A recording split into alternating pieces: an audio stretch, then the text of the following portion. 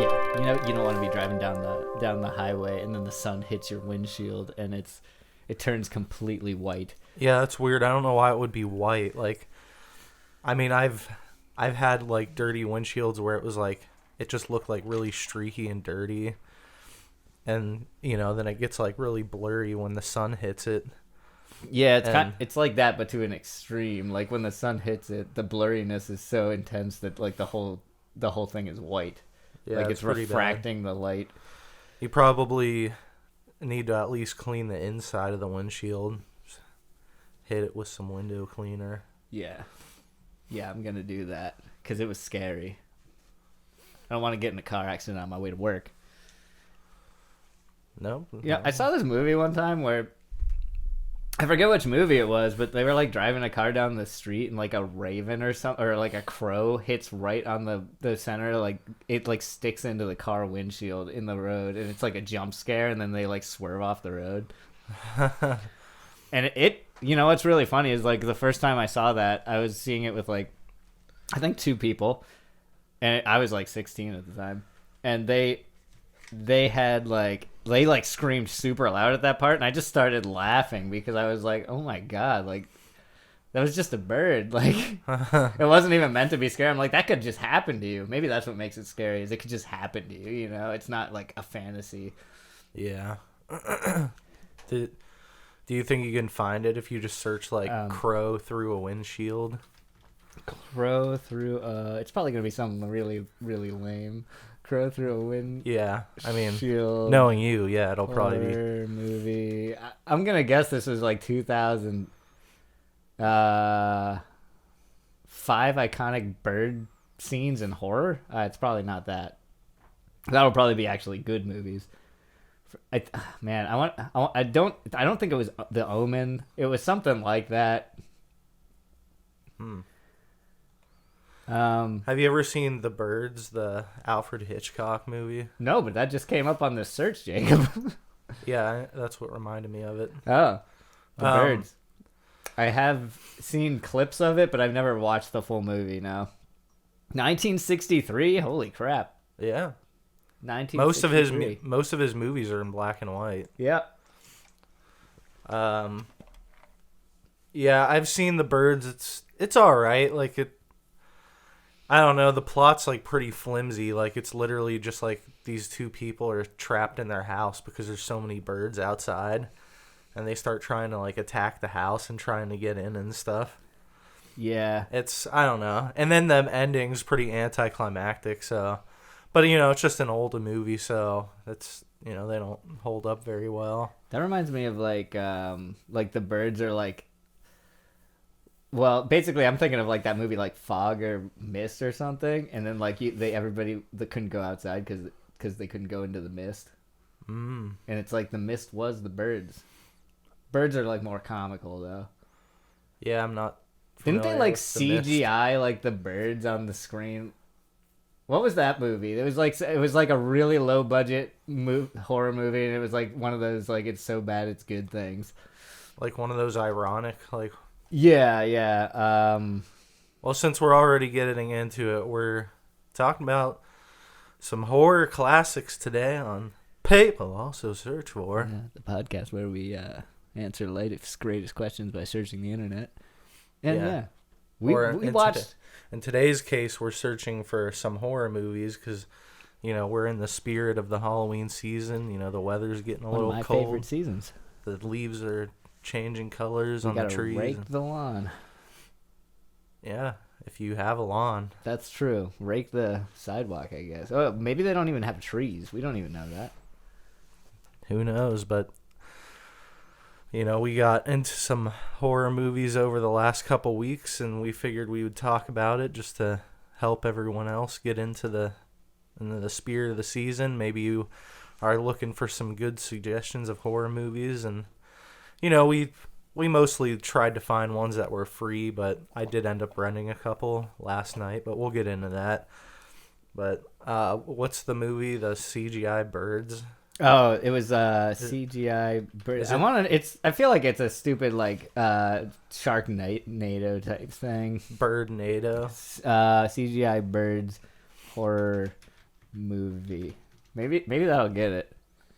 You never know. Birdemic, yeah. Birdemic, Oh Shock my and God. Terror. Oh, it's on Tubi. Yeah, it's crap, dude. We should have watched this one for the podcast. Oh, here you go. A sexy lingerie model and a successful software salesman go on a weekend getaway to a quaint Northern California town.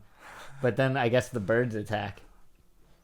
Got a 1.8 out of 10. That's on IMDb. 18% on Rotten Tomatoes. Yeah, and then Google users only 22% like the movie.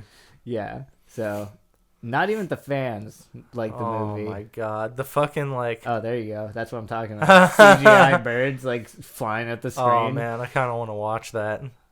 I've seen clips from it, and it does look funny, but it was supposed to be a serious horror film. There's another movie that was called Flu Birds. Flu birds? Oh yeah, but that's kind of Oh like my God. it's like the birds have COVID. They're coming at us from the sky. The tagline is "If they fly, you die." Oh, what? So like if they're flying above you, like their feathers are like wafting the flu virus at you. Like that guy on My Hero Academia, Yeah. Hawks. Hawks. He like shoots those feathers out. Yeah, except the feathers have COVID and COVID birds coming to theaters near you 2021. You're like trying to avoid like bird feces and like feathers falling. No, all over the here's place. what you call it.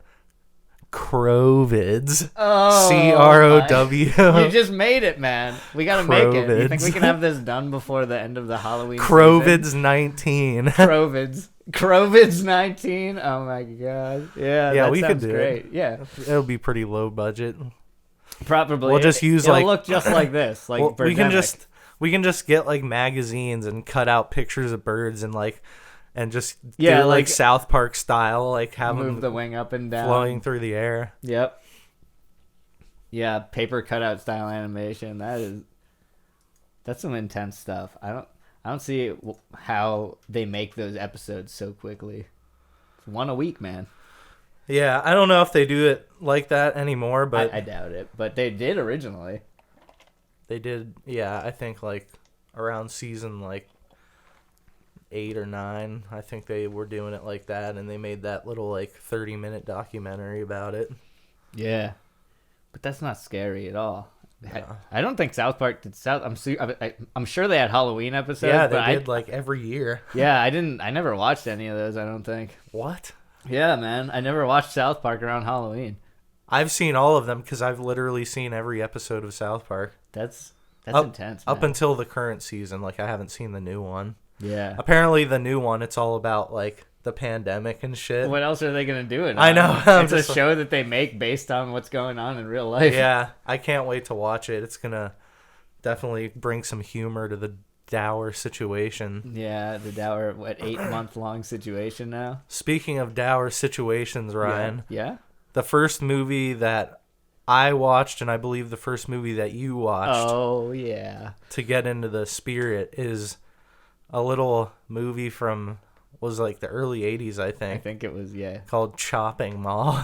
Chopping Mall. Yeah, and it sounds in premise like a bad idea.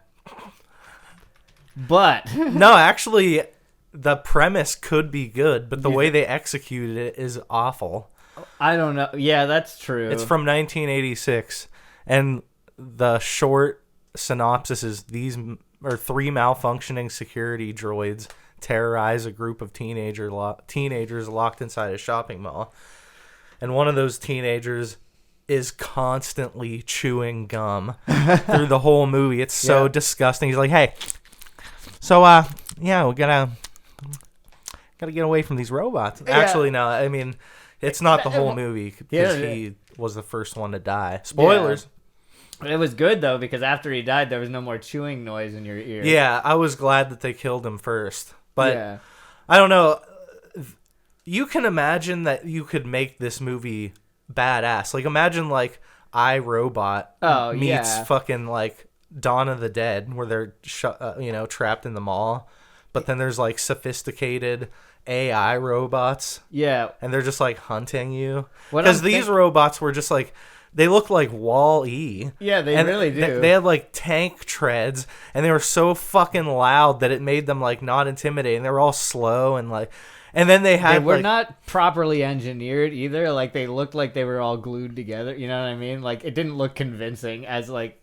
It's like these weren't even made of real metal. I mean, I feel like in 1986 when it was made, it wouldn't have been convincing to anyone because it looked like an RC car with a fucking giant Wall-E attached to the top of it, and it was just like intruder.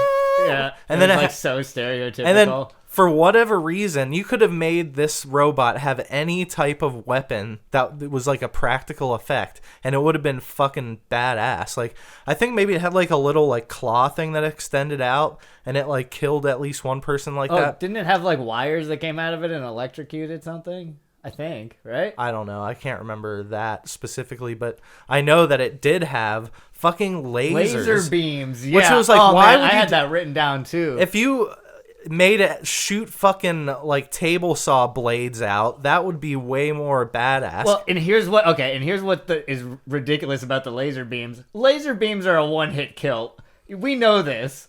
Like if you got shot with a laser, you're dead. And the girl's running away from the laser beams, and she gets hit by them, and just keeps running. Like, well, that's another thing. She trips, and then she's like, "Oh, I'm fine. I just got seared through my skin." And yeah, but also, wouldn't you think that like, if it's a robot, it would be accurate every time? Yeah, but it was like shooting like it was Star Wars dozens of shots that were missing. It was being a stormtrooper. But stormtroopers have human error. Like, a robot should be deadly accurate every time because it's a fucking robot. That's true. That's like shooting a laser-guided missile. They were like the Mark 1. Like, this was the first trial run of these robots, so it's not like they were ready yet for, you know, like, purchasing. Like, you couldn't just buy them for your mall. The owner of the mall, he was, like, so proud when he was, like, unveiling them at the ceremony in the mall. And he like ripped the sheet off of them, and everyone was like, "Oh, what the fuck?" Yeah, they were all like, "What?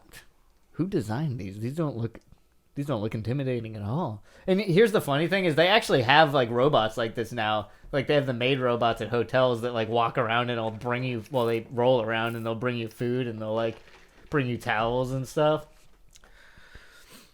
Yeah, that movie, like, I don't know. I thought it was kind of fun.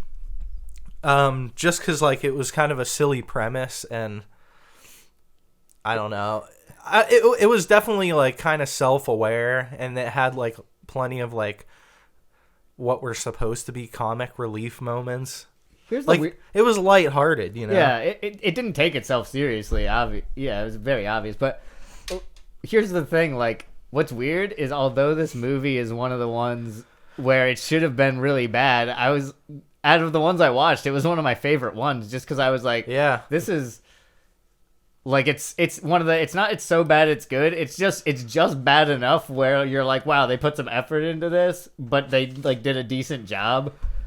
Yeah, I mean, like it's very low budget and they did good with what they had, obviously. Yeah, I mean, I have some gripes with like kind of the gum chewing, the logistics of it, and the gum chewing, obviously, but you know, it's like for what it is, I think it's fine, even though it got 22% on Metacritic and 50% on Rotten Tomatoes. Although it did get 89% likes of Google users, so so Google there likes you go. I don't know. Like, one of the things I said when I was like bringing up horror movies before when we were talking was like, there's a lot of campiness to a lot of older horror movies, whereas now it's all about like gross musical stings and jump scares and stuff, like, which those will get you, man. Musical stings like sometimes get me worse than jump scare moments, like if it's done well. Well, the kind of musical like swells that I like are when they swell up the volume and then it just cuts to like a quiet shot. Like nothing actually scary happens, but then it just cuts to like some mundane like office or something. Yeah, and then it's like and it's silent and then it just goes on and nothing actually happens. Yeah. That's horrible because then the next time it does it, you're even less aware when it's gonna happen because you're like, it didn't happen last time. They probably do it purposely to like disarm you. Oh like, yeah, for sure. Unconsciously, but I don't know. And to get rid of some time on the runtime of the movie. These movies are pretty simple. Yeah, I mean, a lot of the movies I watched were no longer than 90 minutes. Yeah, and we can rip through some more of them because I watched 9 movies at least, and I watched 6, and I think there was overlap, but not 100%. So I think we only watched. We both watched Chopping Mall. And I know we both watch Hellraiser, and I think that's it. That's true, and I had never seen Hellraiser before. Yeah, I hadn't seen it since I was like 15, which back in the day, when you're a teenager, Hellraiser's like, oh, fuck, that's fucking badass. And it's kind of badass. Like, there's some pretty... The designs of the characters' makeup is badass. The Cenobites, you mean? The Cenobites, yeah, the Cenobites.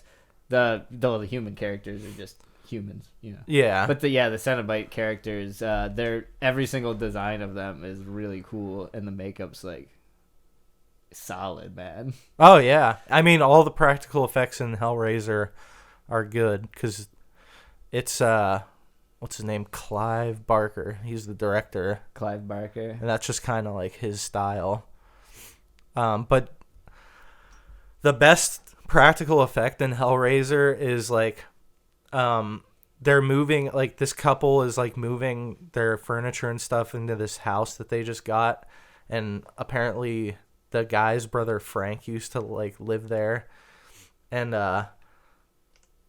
so Frank is like, he was like captured by the fucking like Cenobites because of that cube thing that he bought, and so then the guy's moving a like couch up the stairs, and he like cuts his hand really deep on a nail that's sticking out of the framing. Yeah, deep enough where some people would go to the hospital.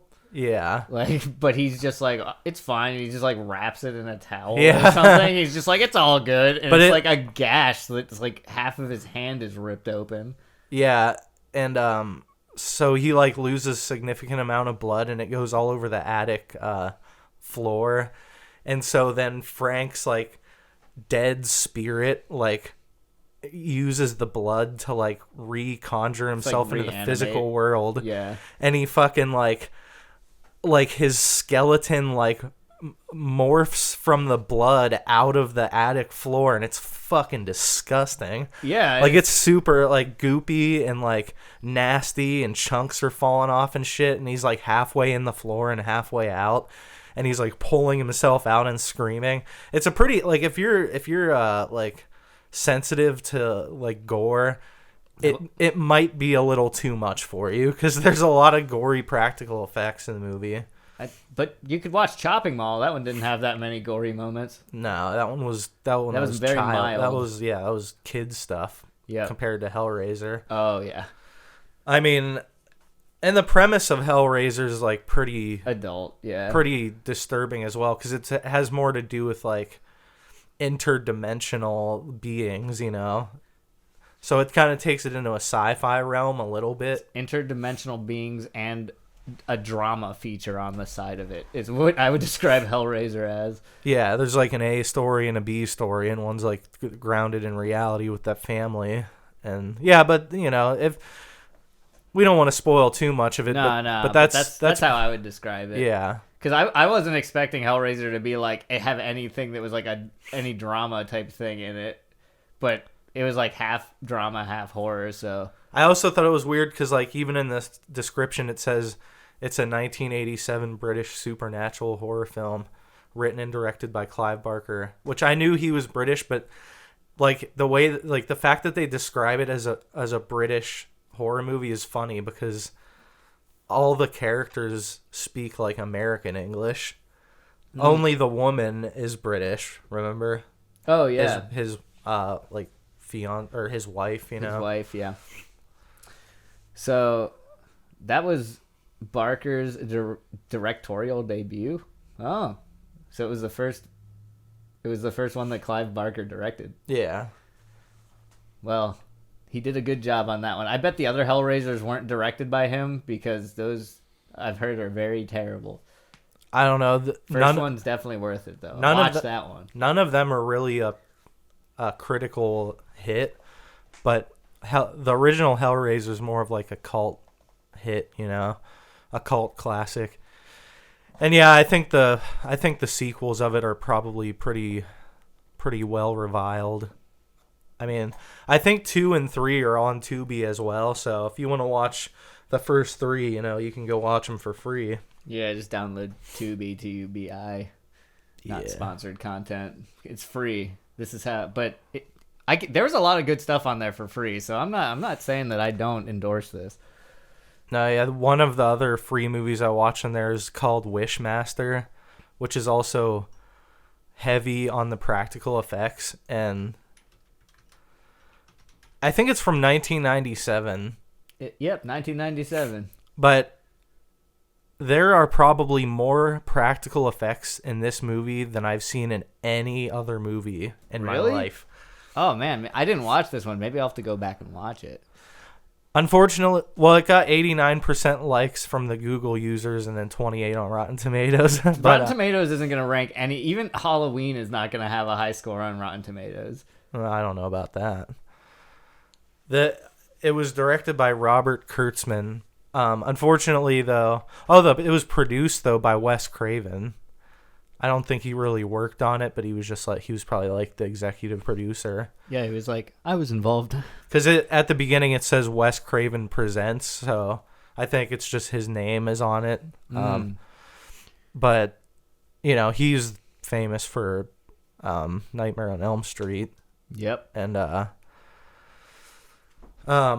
Wishmaster, I guess, I could see kind of the similarity between him or the Wishmaster with Freddy, because it's kind of like a magical type of power that he has, because he's like a supernatural, like ancient deity, sort of like a genie, but he's malevolent, so yeah, so anytime he grants a wish, things go poorly. Yeah, basically. It's like Twisted Metal with Calypso. Twisted Metal? You mean the video game? Yeah, man. Have you ever, the Twisted... Because that's like a horror game. Oh, that's like a slasher. It's everything that's like a slasher movie. But yeah, no, like the main villain villain or the guy running the tournament for Twisted Metal, which is a car game where you battle each other. Like the cars all have guns on them and whatnot. Yeah. Yeah, he's like the organizer of the tournament. Is he the clown guy? No, that's Sweet Tooth. That's Sweet Tooth. Yeah, that's the most famous character probably from Twisted Metal. But yeah, that's just one of the racers. But like the people in the tournament, and then whoever wins the tournament, Calypso like has magic powers. He sucks him off. Yeah, he sucks them off. He gives them the best BJ of their life. He has magical BJ powers. Yeah, he grants them whatever their wish is, and every single time they get it, but it always like turns out killing them or like being bad. Classic stuff. Oh yeah, Monkey Paw. I know you had mentioned that. Yeah, I did play Twisted Metal, like the original one for PlayStation 1. Twisted Metal 2 is the best one. I remember that. Yeah, I probably played that one too, but then after that I didn't play any more of them. I remember seeing Twisted Metal Black and being like, "Oh, that looks cool." Yeah, I played that one. It wasn't. I just never liked any of the newer ones as much as I liked the old ones. I remember I always loved being Axel. Oh yeah. He was like the one car where it was just a guy strapped to two gigantic wheels. Yeah. I felt like he handled the best. Like you can like really move it around with him. And he was cool because like when you got enough damage, like his arms would like get ripped off and like really? yeah, like all the cars in that game showed damage as like they were hit more. Yeah, like you had a life bar, but the cars actually like kind of evolved. Yeah, when you got like enough damage, his arms would be chopped off because his arms were like strapped into these giant wheels. And his arms would just be like dangling there. Yeah, that's the part I didn't remember. But I don't know. It was a pretty fun game. Yeah, man. When you said Twisted Metal, though, it made me think of probably one of the most horrific PlayStation games was Manhunt. Mm-hmm.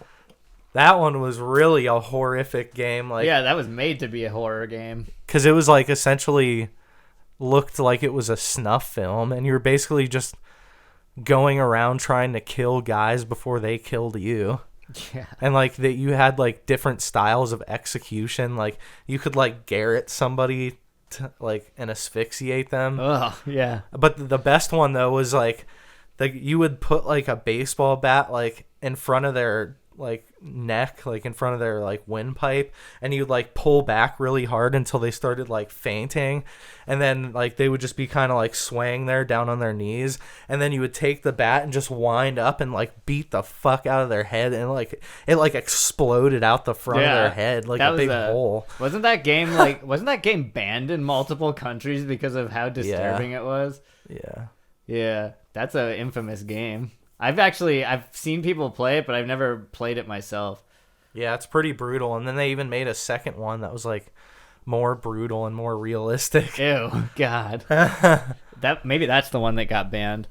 I'm not sure. Oh, Rockstar made another game that got banned in a lot of places called Bully. Bully? Oh, Bully got banned? I've played that one. That's a good game. It was like a Grand Theft Auto clone, but you were at a school and you were the bully at the school. Yeah, it got banned in a lot of places, especially after the like anti-bullying campaign started getting really big. Oh, yeah. Well, here's the thing. If they do it in a virtual space, it'll get it out of their system, and then they won't do it in real life. They won't just learn from that or anything. Yeah, think that it's okay to do. I've heard that defense a lot of times. I don't know how I feel about it, honestly. Like, I guess if a game's rated mature, a kid shouldn't play it. That's how I feel. There's millions of people that have played Grand Theft Auto, and they don't go out and steal cars and shoot hookers. Yeah, that's true. But anyways, let's get back into some movies. Yeah. So, I mean, I have like a pretty long... What's another movie that you watched? Well, I mean, I was actually thinking, because we were talking about Twisted Metal, and I watched a movie called Tetsuo the Iron Man, and this was a suggestion from somebody that I work with that knows quite a bit about movies. Was it Japanese Tony Stark? Yes. Oh wait, no. But it is a Japanese movie, and it's a black and white film, and I think it was from the 60s. How did you find a way to watch that one? It was on Shudder, and I downloaded the 7-day free trial of Shudder to watch it. I might still do that before the end of the month. I would do it. I suggest it because there's not like a ton of great stuff on there, but if you want to do it for the free trial, you can watch quite a few decent horror films. The synopsis says a metal fetishist driven mad by the maggots wriggling in the wounds he's made to embed metal into his flesh. Yeah, it's a guy's trying to turn himself into a robot. Runs out into the night and is accidentally run down by a Japanese businessman and his girlfriend. The pair dispose of the corpse in hopes of quietly moving on with their lives.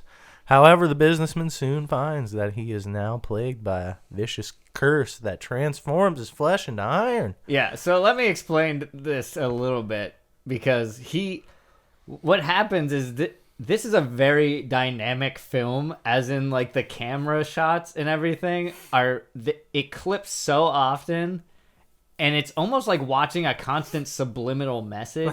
Like, that's the only way I can describe it. What do you mean they eclipse? Like they clip so often between like different shots. Oh, okay. Like, it's such a fast movie, and all the acting is super expressive. So it's like theatrical acting that's like overly expressive. It's not realistic at all. So it's like an artistic film. It's a very artistic film. But yeah, the first scene in this, there's a man literally shoving an iron like rod into his own leg. Yeah, into his own penis. And it's funny that you mentioned that. He was he was sounding. Yeah, he was sounding. Yeah, but he was sounding like his leg, and it's just like it shows him like you think a lot of like these movies will cut away when it does something really ridiculous, but it shows him like stabbing into his own leg and like opening his whole thigh up and like just opening it and shoving a piece of metal into it. It's in black and white, so like all the blood and stuff, it's like you can't tell what's blood and what's not, you know.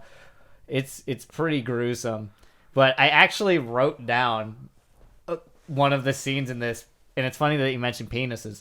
Because like I wrote down one of the I knew scenes. you were gonna because you said that there was a moment that you wrote down to remember, and I for some reason was thinking it has to do with dicks. It totally if does. I know Ryan, it has to do with penis. Well, here's the thing, and in this case, it was like so out of nowhere that this happens.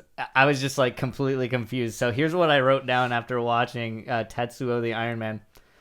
There's literally a part where metal booster jets come out of the back of a man's feet and propel him forward down the street in a stop-motion style, followed by a scene where a woman with a giant snake penis bends him over and violates him. During the penetration, the screen flashes to a sign that says, "No entry." Classy. Oh, man. The man's penis then turns into a drill. He kills the girl with it. Oh. Later, he has a tube come out of his mouth, and it shoots some clear fluid into the girl's mouth like a gas pump. And that all happens, and it's just like flashing so fast in between these things. That's so funny. And I was like, dude, you do not want to watch this movie on drugs. Or maybe you do. Like, I don't know. Like, it's one of the most disturbing things I think I've ever seen. Honestly. But it was entertaining. Like, it had me hooked the entire time, even though half the time I had no idea what was going on. That's good, though. I mean, I like movies that are confusing like that. I've seen a couple that are kind of like that. Like I saw one movie, I think it's a French movie called The Void or Enter the Void. And it was kind of like artistically shot. And like there was a lot of like David Lynch-esque type of like establishing shots and stuff, and like random shots of different objects, and just like random shots of like stuff outside and on the street. Yeah. But is this a Japanese movie? Yeah, it's not in English. I think there's a Japanese movie that I've seen called Ichi the Killer. Ichi the Killer? And that movie is fucking amazing. Like, that one's a straight, like, that's as classic of a slasher movie that you can think of. This? Yeah. Oh. Is it Korean? I can't remember. I don't think it says. English, Japanese, Cantonese. So okay. Probably Japanese. Those are the languages. Yeah. It's so it is Japanese, but it is so fucking gory. Like, do you remember the scene in Kill Bill when she fought the Crazy 88? Yeah. And it was just like nonstop, like blood flying like around the room the whole time. Yeah. That's basically this movie, but the whole time. Wow. Like, it's just so many deaths. So is it like the super unrealistic blood where like it cuts and it shoots out like a tube? It like sprays like it fucking sprays Army out. of Darkness style. Oh yeah, that's my favorite though. Army of Darkness too. That's amazing. Yeah, I love that the shooting blood, which actually is a lot more like realistic than the blood just kind of like oozing out. Yeah, like a lot of the times your blood would spray out. Like if you've ever watched like Dexter, yeah, they talk about like blood spatter, like patternations and stuff. So it does spray to some extent depending on the wound. You need a good like balance between spray and gush to it seems have a like good blood effect. When you're talking about blades, they always like make it like shoot out more. Yeah, like that's what they did in Kill Bill. Like I feel like it has something to do with like quick release, like a quick like clean cut as opposed to like a bullet hole. It's like the pressure from the arteries or the veins that are being severed. It explodes out, and that's what causes the squirting. Yeah, but I love Ichi the Killer. Like, I thought about that when you were talking about the Iron Man movie. Does he kill anyone with his giant robot? No, penis? it's really not like an artistic film. It's okay. more shot like More classic. yeah, more classic relative to slasher movies. I mean, it inherently has a little bit more of a different aesthetic because it's a Japanese, crew that made the movie. Mm-hmm. Like different countries, they always have their own kind of like feel. Yeah. That's, inherently like not American feeling. So Yeah. it does have like its own vibe. Japanese movies are usually like more quick cut. Because like if you think about like Old Boy. Oh, that's a good one. That's Korean though, right? Oh, that's Korean. That movie did remind me of Tetsuo, like in the way it's shot, kind of. But Tetsuo's on a different level from Old Boy, though. Like that one's crazy. Old Boy is another good one, but that's not really a horror film. So, Old Boy? Yeah, it's kind of creepy though. Like it's definitely got a disturbing story, but I wouldn't call it horror. No, I wouldn't say that that's necessarily an October film. But Ichi the Killer, man, everyone should watch that. I haven't seen that. I'm definitely gonna watch that one. I like the cover art because it doesn't look inherently scary. Like it almost looks like a little bit. It's kind of funny looking. He has like a slash that like goes between like from one side of his mouth to the other. Yeah, if I saw this guy like at a bar, I'd be like, that guy fucks. You would probably think that, yeah. Yeah. Also, when you were talking about the Iron Man movie, I also thought of another movie that I forgot to put in my list. So I actually watched 10 movies in like the last 2 weeks. That's crazy. The one that I remembered was Reanimator. And I've never even heard of that. I've heard of it, and that's why I watched it, because I was like, oh, it must be like a quintessential horror movie. Oh, that's got high review on Rotten Tomatoes, 93%. Really? Dang. Holy shit. I wonder if that's going to be higher than Halloween. Oh, we should compare everything to Halloween. It's based on a H.P. Lovecraft story. I think that's probably why I've heard of it. That's probably why it's good too. Yeah, it's from 1985. It's kind of like a type of a Frankenstein type of story, He's this guy that's like a scientist, and he's trying to figure out how to bring people back from the dead, and some real zany things ensue. Like he kills his roommate's cat. Oh. Just Dude, so he can experiment on it. Happen. Oh, really? Oh, it wasn't by accident? No, he did it so he could try out his like reanimation serum. Man, this guy's a monster. It was pretty cool. I would say that's like, I don't know. I feel like it probably had a higher budget. And this one was probably one of the longest ones I watched at an hour 44. But not the longest. Because the longest one that I watched was my favorite one. Yeah. And it was actually one of like an artistic type of film. It's called Suspiria. Ooh. I don't even know what that could be based on the title. Unless that's the name of a place. Is it? It's not the new one. It's from like 1978, I think. Ah, so there is a new one that's from 2018. Damn. Suspiria 1978. Oh, okay. It's got its own little blurb up here. Oh, yeah, it's Italian because Dario Argento made it. Gotcha. So Suspiria, Italian supernatural horror film directed by Dario Argento, who co-wrote the screenplay with Daria Nicolodi, partially based on Thomas de Quincey's 1845 essay Suspiria de Profundis. It has become a cult classic and is recognized as an influential film in the horror genre. Oh, I was right. It was 1978. Yeah, it's...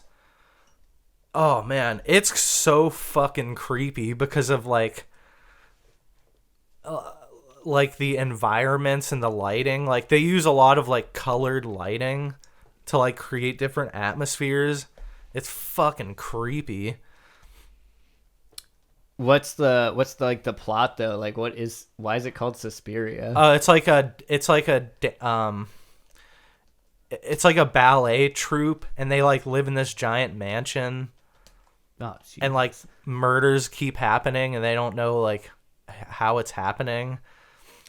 Man, just looking at the pictures of this, I'm like, wow, this is like an art. Like, I like the color schemes they've got going on in here. Like, yeah. This is not like a normal house. Like, no, it's like a big mansion, and it's very like Greek looking. And everything's it's like Italian blue and looking. pink. Yeah, everything's lit up in blue and pink, and all the walls are like red.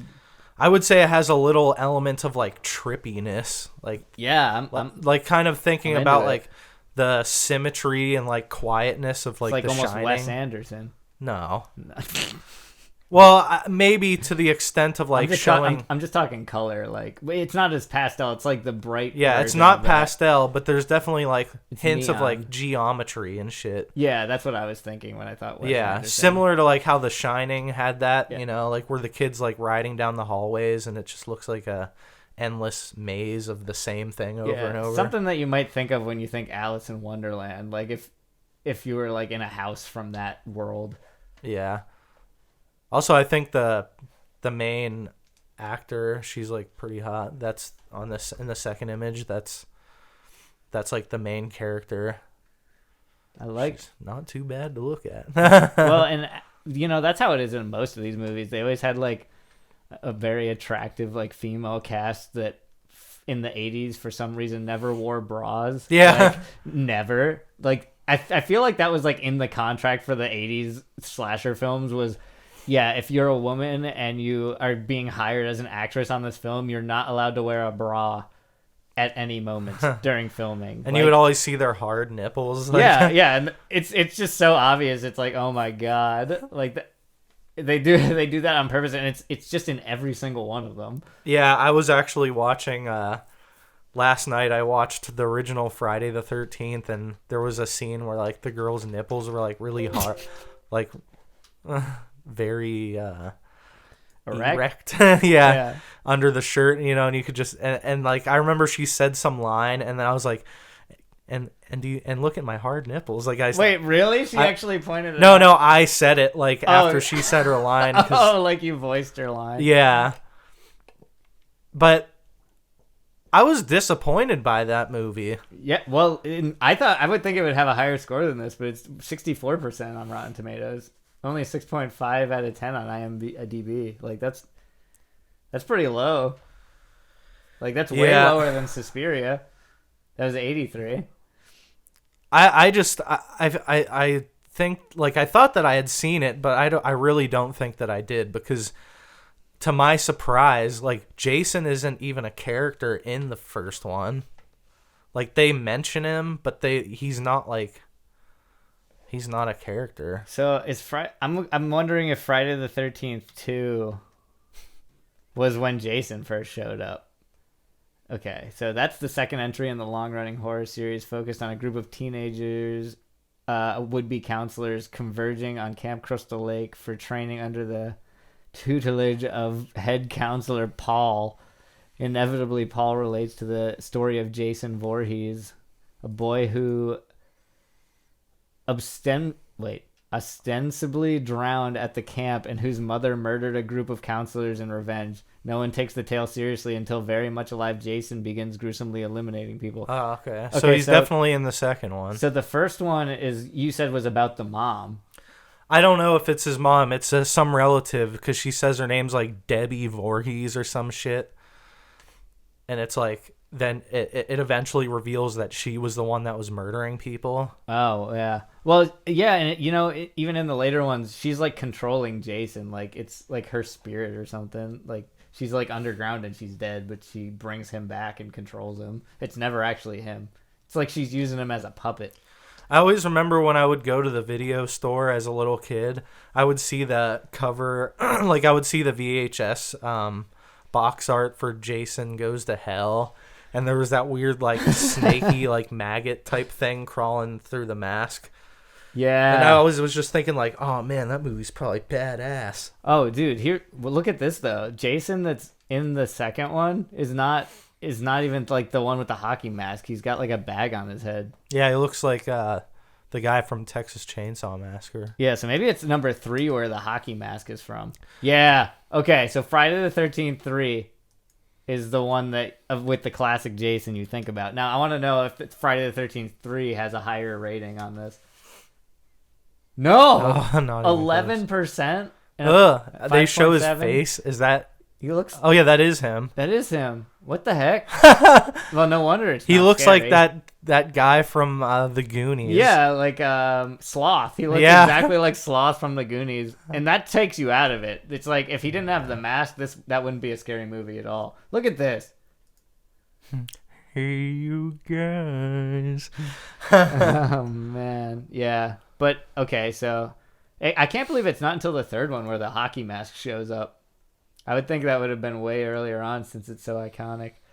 Yeah. I mean, that's parodied in so many cartoons and like in social media, like in media everywhere. Yeah, they even used it in Ninja Turtles. Like, oh yeah, what's his name? I have no idea.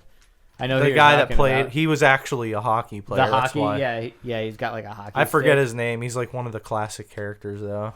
Hockey guy. Casey Jones. Yeah. Right. Yeah, Casey Jones. Yep. So, what other movies did you watch? I think that. Well, I watched Black Christmas, and that was one where I didn't think it was going to be like. It was ranked really high, and I thought that was weird because I've never heard anyone talk about that one, because it's. I wouldn't really consider it one of like the classic slasher films that everybody knows about, even though it's supposedly one of the best. And I thought it was like, it was a pretty good movie, but it had absolutely nothing to do with Christmas, and I was kind of disappointed by that because it's called Black Christmas, and yeah, it takes place on Christmas, but it had like the only thing that made anything like Christmas related in that movie was that there were like lights on the house and the house was decorated. So it was kind of like how Halloween takes place on Halloween. This is like that, but on Christmas. And it's basically just a group. It's like a sorority house, and there's all these sorority girls, of course, that live there. And then, you know, they keep getting like picked off, and it's by an Krampus. No, it may be Krampus. I don't think it ever shows the actual killer. It's kind of like how you were saying in Friday the 13th, where it's you only see like the person's hands POV. This one, you like see the person. You'll see like their eye like creeping through a door, or you'll see like their hands like doing something. Like if they're going to like stab somebody, you'll see them grab them from behind and stab them. But I don't think it ever shows the actual villain. And I just watched this like yesterday, so I'm pretty sure I didn't miss that. But I'd say that like it may be because I watched it like sixth, and after you've watched a few slasher movies, you start to be like, whoa, these are all the same. Yeah. I mean, they're very formulaic. Yeah. For the most part. Oh, there's a Black Christmas in 2019. I wonder if they remade it. So. Yeah. Sure did. Oh, people really didn't like that one. The remake? Has 44% of Google users that liked it. Yeah, well, the original one though. Oh, that's from 1974. Yeah, it was old. You know what? For being that old, it's pretty good. I liked the characters for the most part. There were like the classic tropes where like you're like, why the hell would you go upstairs and trap yourself upstairs like when you're running away from something? Yeah. But yeah, I would say that Black Christmas, probably don't watch this one unless you've already watched like 4 or 5 other ones and you're like, man, I really want to watch something that's Christmas themed. It's weird because this one got better critical reviews because this has 7.2 out of 10 on IMDb. So yeah, I mean, it's not that it was bad. It just had nothing. Like, I honestly would rather watch Shopping Mall than this. Like, I really would. I enjoyed that movie so much. I mean, the way that you described it definitely does not make me want to watch it at all. Yeah, I mean, I'm not describing it in a very like interesting way, but if I say like anything that happens, it's kind of like a spoiler in that one because it's not It's not just them running away. There's like a story, and there's like there's drama in it. There's like, oh, like the girl gets pregnant and she's like she's like trying to avoid talking to her boyfriend about getting an abortion. That's what's going on in the background of like this killer that they don't even know is killing people until like halfway through the movie. They're just like, where is everyone? How, like, I haven't seen this person in like a day, like a whole day, and they were supposed to be here, but they've just disappeared. They don't like even question it. The first girl that gets killed, like, I feel like they barely even mention her. She just, like, disappears, and she's, like, sitting in the attic like a corpse, like, looking out the window. And nobody ever finds her or notices her. Like, Jesus. Yeah. Just ignored that one. She's just left up there. It's like the police that were searching the house for a murderer never looked in the attic and saw, like, a dead corpse that's been sitting there the entire film. I would say the most disappointing one that I watched definitely would be Basket Case. Because I've heard, like... I don't know, I've heard, like, every person that likes the horror genre, I've heard that everyone, like, mention it. Like, oh, Basket Case. Like, that's, like, a classic, like, bad... Well, you know, like, it's like so a B movie. It's like, yeah, it's like a cult classic B movie. And I thought it was going to be, like, super violent or gory or something. And it really wasn't. Like... it really only had one one practical effect, and it was like this sentient being that was like this kid's like deformed twin brother that was born like attached to him. So he had this like big like head with like partially developed hands like coming out of the side of his body. And when he was a kid, his dad like made him like get it detached from him, and they just like threw it away in a garbage bag. Like, wow. And but for whatever reason, the like deformed twin brother was like still alive after that, even though he was in a garbage bag, and he like telepathically communicates with the main character. So the boy knew that his detached twin brother was still alive. Oh, you know what's weird? I've heard of this before. Like, that sounds really familiar. I feel like they've done parodies of stuff like that. Look at a picture of the practical effect, because it looks so fucking dumb. This? Yeah. And he like oh my god, he keeps it in a basket, and basically the creature is like making the boy like take him around to find all the doctors that like surgically removed him so he can like murder them. This looks like a derpy version of like Voldemort on the back of Quirrell's head in Harry Potter. I know you haven't seen that, but other people will know what that means. It looks like a really derpy version of that. I feel like in a basket. I feel like it looks like if you put Slimer from Ghostbusters in the microwave. Yeah. Oh man. Yeah, it really does. It's so bad. And then like it shows, like when it shows that thing getting out of the basket and moving on his own, it's like in stop motion, because it's just like a foam figure with like latex paint over it. Is this really in the movie? It's like that. Yeah. It's like that head we're talking about sitting in a toilet. Yeah, because at one point that thing like murdered somebody, I think, and then it like goes to hide in the toilet so it doesn't get discovered. What? Oh my! And then the boy, that kid, thinks that he like jumped out the window, but then it turns out he was in the toilet hiding. Wow! It's fucking stupid. Wait, so does he kill him after like he jumps out of the toilet, or is that spoilers?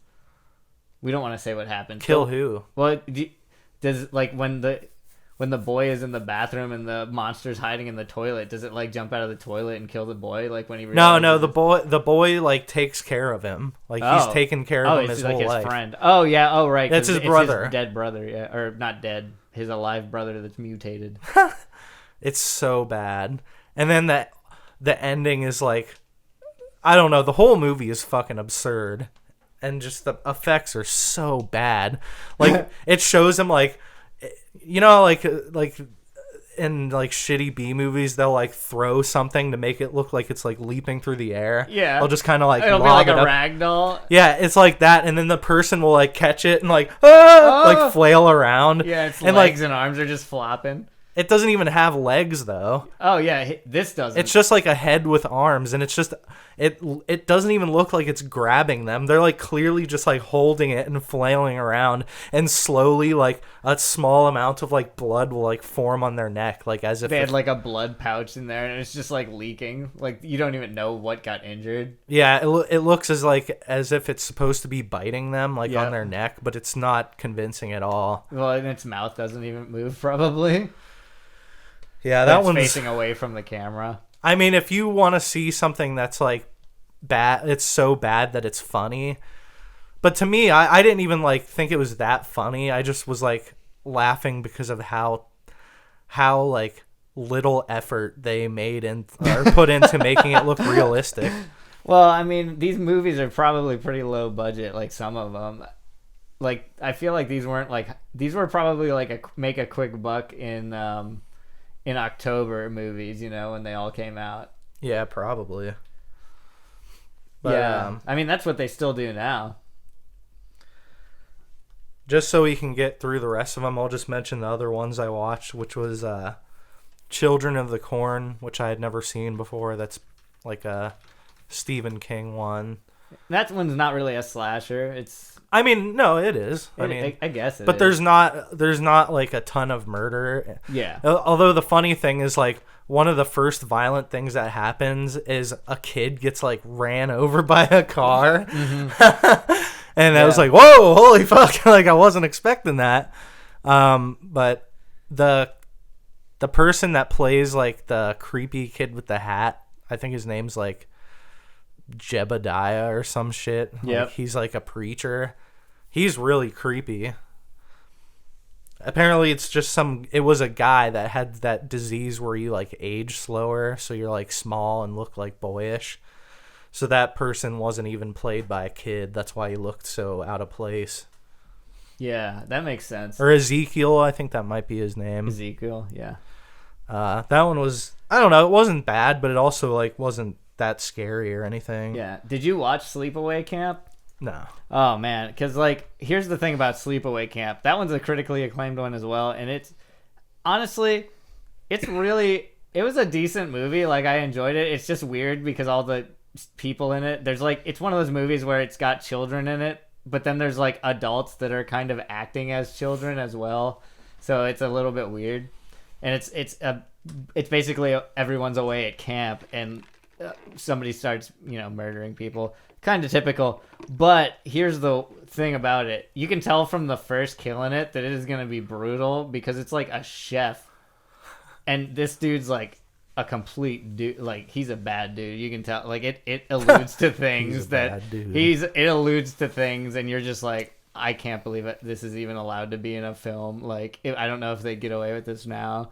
But, yeah, so he gets like a giant pot of like boiling hot water poured on him, and then he has all these bubbles, and his face is like literally bubbling, and like gashes are like forming on his face, and he's like screaming on the ground, and it's like a practical effect. So like all these like warts, like not warts, but like boils and blisters are all over his face. It's disgusting, but you can tell from that it's gonna have some good kills in it, which it does. Nice. And I will say, just to make this one quick, this movie's worth watching, but it's worth watching just to see like the end of the movie. There's such a disturbing image there where you're just like, and it's recognizable. When I saw it, I was like, oh, I've seen this on the internet. This must be famous. I do intend on watching it. Yeah, the last image in that, like where it's like, you'll know what I mean when you get to it. The last image of the character, it's like this so disturbing.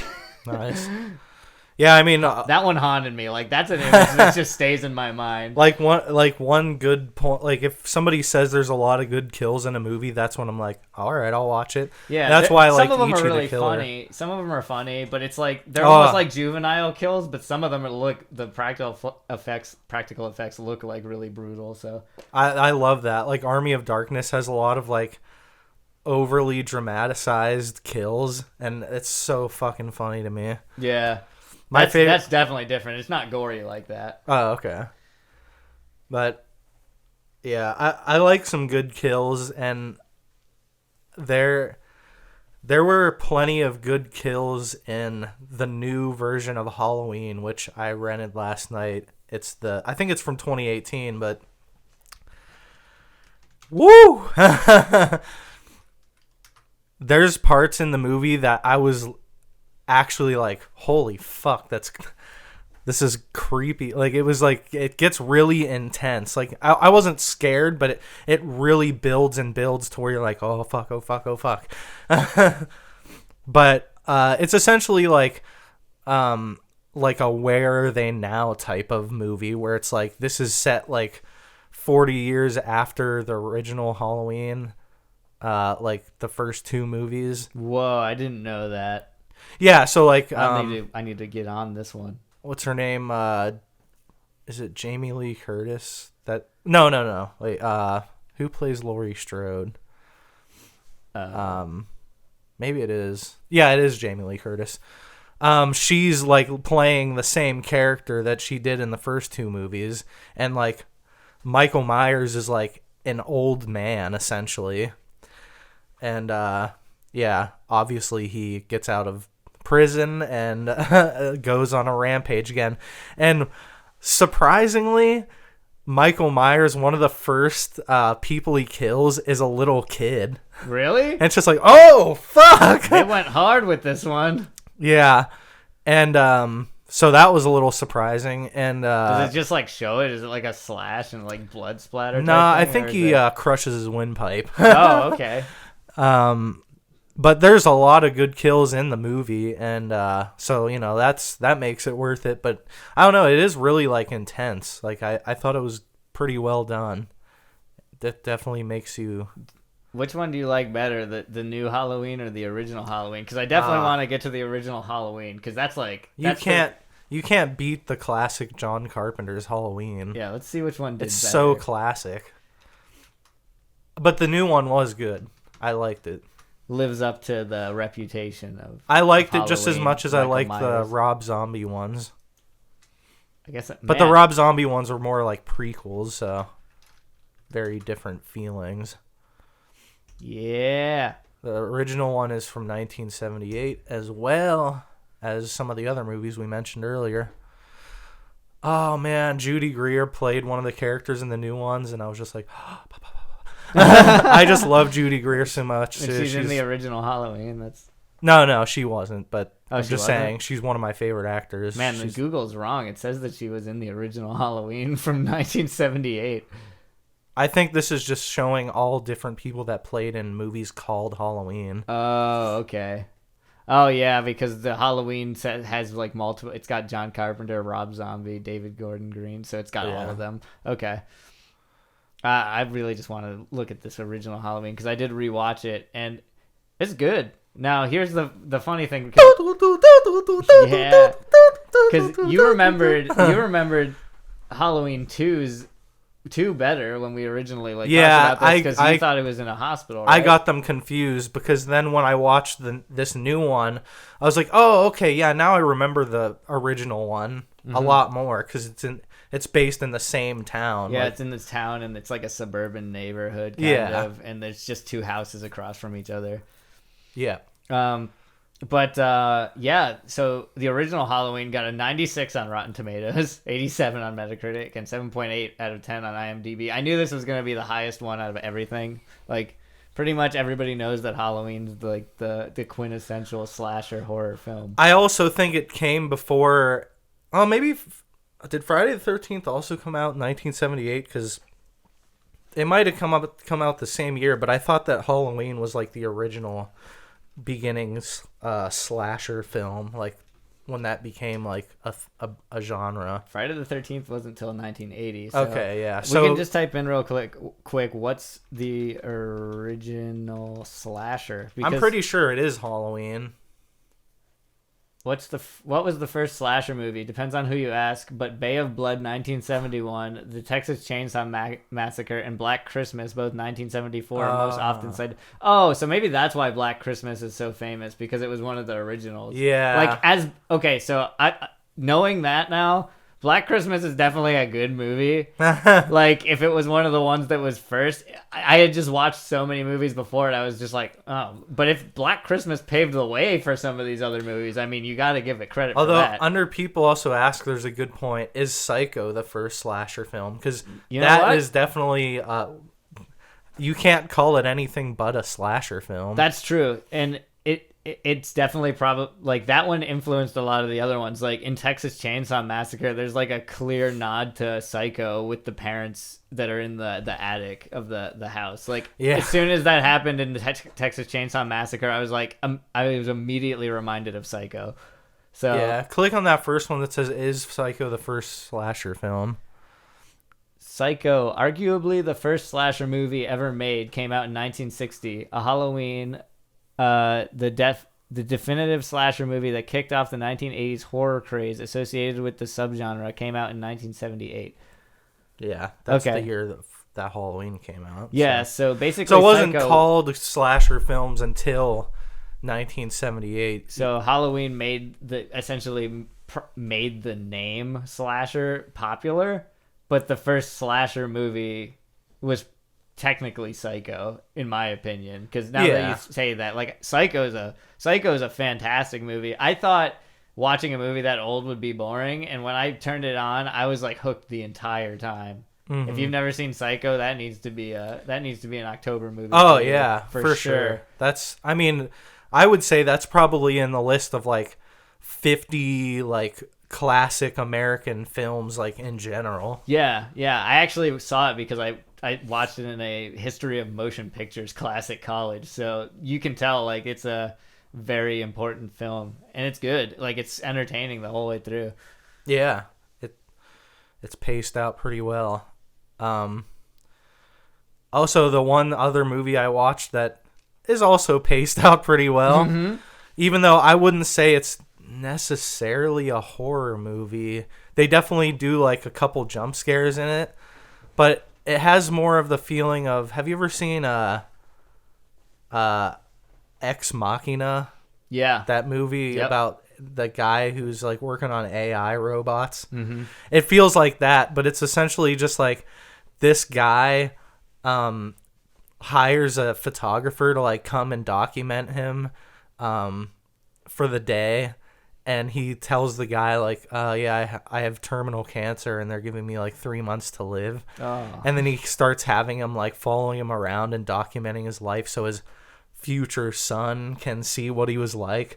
But then you just slowly start realizing that the guy just really wants somebody to be around him because he's like a really fucked up guy, like a mentally deranged person. Yeah.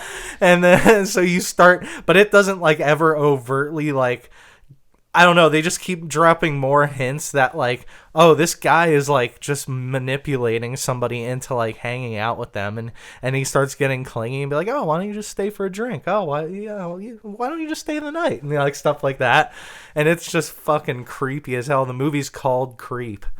And, good film, good title. And I don't know, it was kind of amusing. Like, it was just so fucking unsettling, like, that's why I liked it, but it wasn't inherently like a horror movie because there wasn't like, I mean, I don't want to spoil it because there is one like violent thing that happens in it, but we don't want to spoil any of these. But yeah, that's a pretty good one. Like you can go watch that if you like stuff that feels more that like a psychological thriller type of vein. But also I'd have to be remiss to not talk about the first horror related thing I watched this month.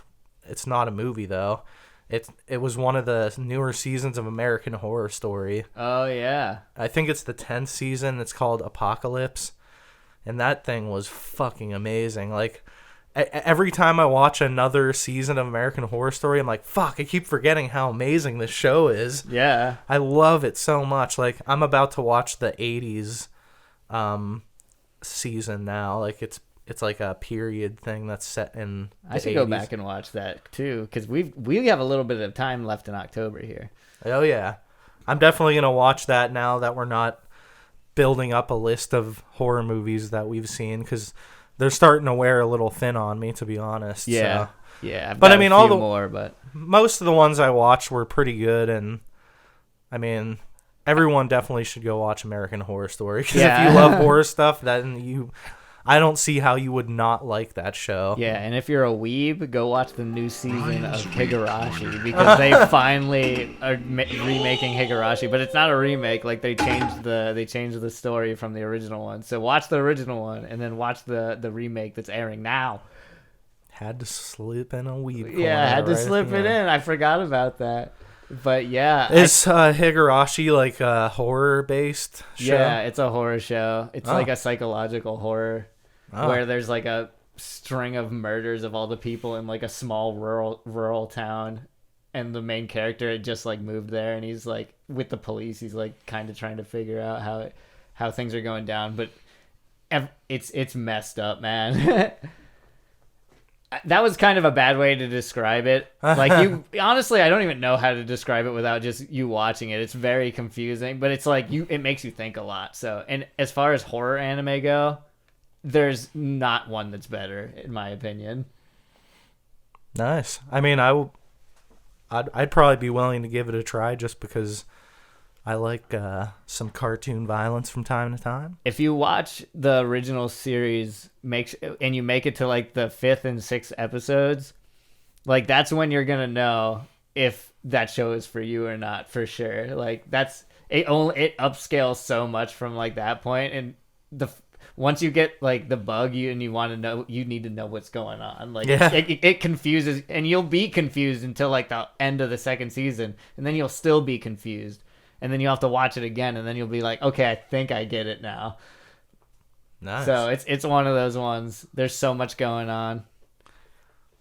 Sweet. Well, everyone, if you are also enjoying all the spookiness, you can go watch Higurashi or go check out some of the classic films we mentioned today, and Chopping Mall. Yeah. Everyone enjoy the last remaining days of the Halloween season, and we'll see you next time in November. Bye-bye.